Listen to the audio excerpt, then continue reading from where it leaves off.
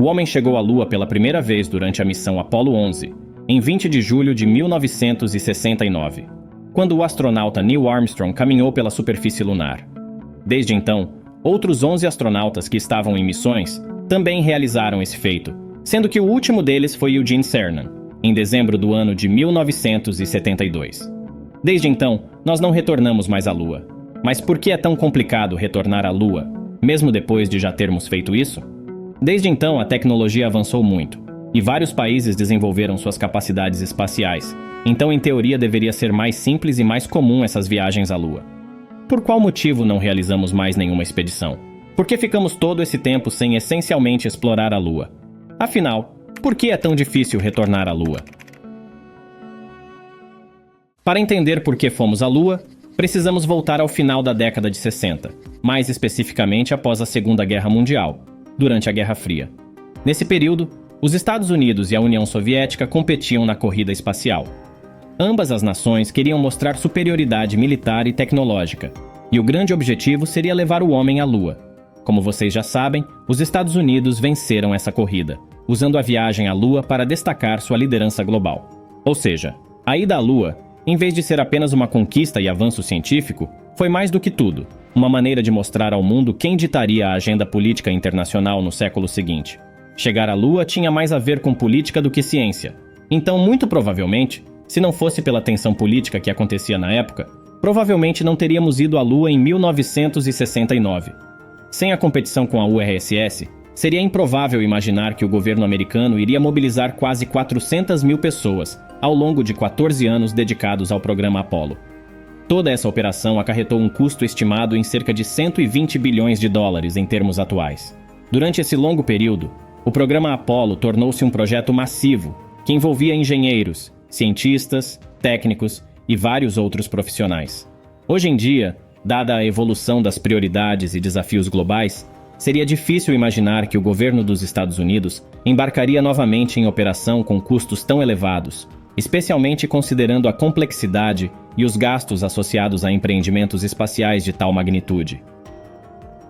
O custo elevado de retornar à Lua também não é simples de superar. Além dos desafios tecnológicos, também existem diversos obstáculos econômicos. Em março de 2017, o até então presidente Donald Trump assinou uma lei concedendo à NASA um orçamento anual de aproximadamente 19 bilhões de dólares, que hoje chega quase a 20 bilhões. Embora pareça ser um valor exorbitante, dentro desse contexto, na verdade, não é. Levando em conta que o valor total é dividido entre várias divisões da agência e entre vários outros projetos tão ambiciosos como o telescópio espacial James Webb, que foi lançado em 25 de dezembro de 2021, além de missões para o Sol, Júpiter, Marte e outras empreitadas. Além disso, o orçamento da NASA ainda é menor em comparação com o passado.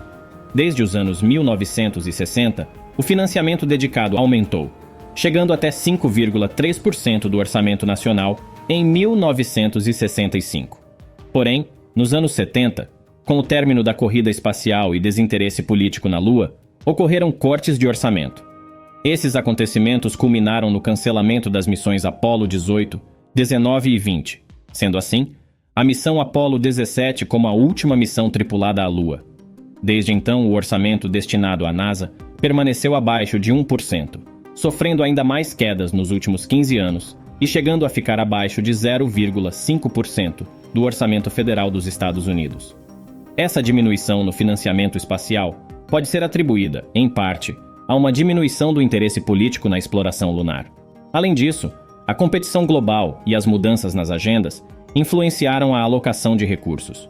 Ou seja, em grande parte, se não voltamos à Lua até hoje, é resultado não apenas da falta de interesse, mas também de limitações econômicas. Mas mesmo assim, ainda surge outra questão. Afinal, durante todo esse período, a tecnologia como um todo avançou significativamente. Então, em teoria, isso deveria facilitar toda essa logística, certo? Na verdade, não é bem assim.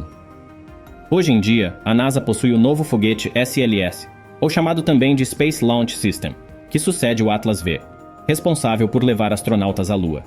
Este foguete estreou com um lançamento bem-sucedido da missão Artemis 1, levando a cápsula Orion à órbita lunar. Para contextualizar, a cápsula Orion será a nova espaçonave para transportar humanos à superfície lunar. É importante destacar que antes do lançamento da missão Artemis 1, ela foi cancelada 2 vezes devido a falhas nas câmaras de combustível do foguete. Foram necessários mais testes para garantir a segurança antes do lançamento. A NASA, apesar de sua experiência, enfrentou desafios semelhantes durante os lançamentos das missões Apollo. A missão bem-sucedida de pousar na Lua foi a 11ª tentativa. Antes disso, 10 missões enfrentaram cancelamentos devido a diversos motivos, sejam problemas climáticos ou até técnicos mesmo. Durante os lançamentos dos ônibus espaciais também houveram problemas. Os mais comuns estavam frequentemente ligados a sistemas de abastecimento, que eram diferentes dos usados nos foguetes Saturno V e na espaçonave Apollo. Os ônibus espaciais eram naves extremamente complexas, combinando a potência de um foguete com a funcionalidade de um avião. Alguns lançamentos de ônibus foram cancelados até 5 vezes antes de decolarem com sucesso. De acordo com os registros de cancelamentos de lançamento, os ônibus espaciais foram os que mais sofreram cancelamentos devido à complexidade, o que causou falhas técnicas em todas as tentativas de lançamento. O problema do abastecimento de combustível foi um desafio para a missão Artemis 1, Apollo e afetaram as naves espaciais. Todos sofreram falhas técnicas no sistema de combustível. Vazamentos de combustível são a falha mais comum em foguetes e uma das principais razões para o cancelamento de lançamentos por mais de 50 anos. Mas por que esse é um problema tão complicado?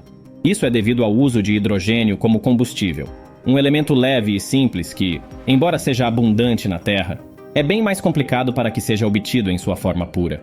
O hidrogênio é tão leve que pode escapar por aberturas muito pequenas, especialmente em ambientes frios e com altas pressões, o que são situações comuns em operações espaciais. A falha crítica ocorre nos momentos de lançamento, as conexões entre os tanques de combustível e os sistemas de refrigeração na Terra são separadas. E é nesse momento que os vazamentos geralmente ocorrem, devido às dificuldades de vedação em condições de alta pressão e temperaturas extremas. Para resumir, o uso de hidrogênio como combustível complica bastante o lançamento de foguetes, devido a problemas envolvendo vazamentos. Nesse cenário, é comum se perguntar por que não é usado outro tipo de combustível, considerando toda a dificuldade em permanecer com o mesmo. E existe um motivo para isso acontecer. A NASA continua utilizando combustível de hidrogênio devido à sua alta eficácia, que proporciona um maior impulso com menor peso. Além disso, também existem questões políticas envolvidas. Em 2010, o Congresso dos Estados Unidos ordenou que a NASA usasse os mesmos foguetes dos ônibus espaciais no programa Space Launch System. Os motores SLS são os mesmos dos ônibus espaciais. Devido a cortes no orçamento, o Congresso sugeriu que a NASA otimizasse ao máximo recursos, usando contratos, investimentos, orçamento, mão de obra e infraestrutura existente nos Estados Unidos do programa do ônibus espacial para o novo programa SLS. Por exemplo, o projeto Artemis aproveitou o Orion 1 e os sistemas de propulsão existentes, incluindo os motores de combustível líquido e motores a combustível sólido. O projeto Artemis, que procura levar novos astronautas à Lua, utiliza a tecnologia, foguetes, motores e base de lançamento bastante parecidas à dos ônibus espaciais. Voltar à Lua é um desafio enorme porque, apesar das inovações tecnológicas, a base do programa Artemis 1 não é muito diferente do que nós já tínhamos há 50 anos. Ainda assim, a principal razão para não voltarmos à Lua é simplesmente a falta de necessidade. As missões do programa Apollo foram tão bem sucedidas que muito do material lunar ainda não foi totalmente estudada pelos cientistas. Nos próximos anos, a NASA focará todos os seus esforços em metas como o Skylab, um laboratório em órbita da Terra, e o envio de sondas e satélites para várias outras partes do Sistema Solar.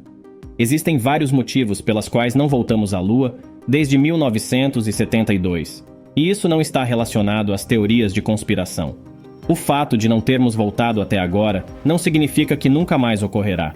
A próxima missão tripulada à Lua está logo ali, marcada pelo projeto Artemis da NASA, que pretende enviar um humano novamente à Lua.